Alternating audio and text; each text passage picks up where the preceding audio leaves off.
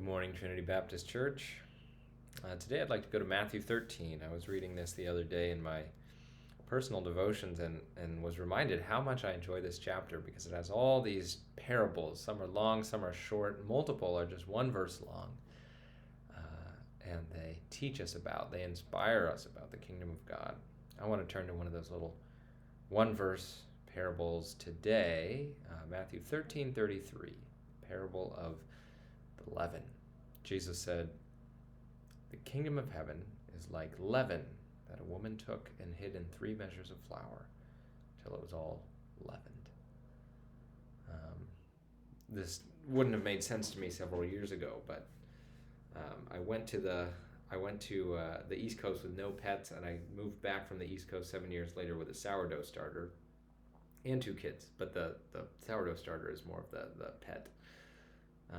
And it's funny because what it is just a bunch of flour and water that I mixed together in a bowl, and then it has been turned into leaven, so that if I feed it and put it in a big bowl of more flour and water, it's going to turn into bread. Well, you have to bake it.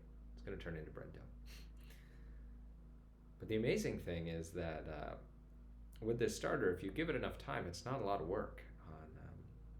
If I want to bake bread on a Saturday afternoon, then on Friday morning I put some flour and water in the starter. And then on Friday night, I take some of that starter and add it to a big bowl of flour, water, and salt to make some bread, and it ferments all night. Then in the morning, I shape it into a bread loaf and leave it there for another 4 or 5 hours, and then pop it in the oven. Over the course of a day and a half, I haven't actually done a lot. I've tried to do the right thing at the right time, but mostly the leaven just takes off, it seems like, on its own.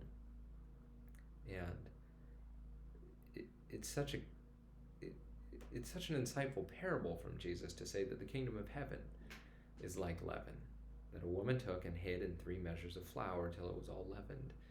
I mean, as God's servants, we try to do the right thing at the right time, but most of what we do is watch.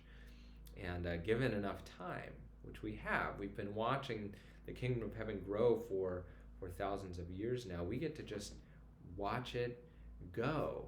Anything we see this summer, faith growing in us, in our congregation, in our neighbors and friends and family.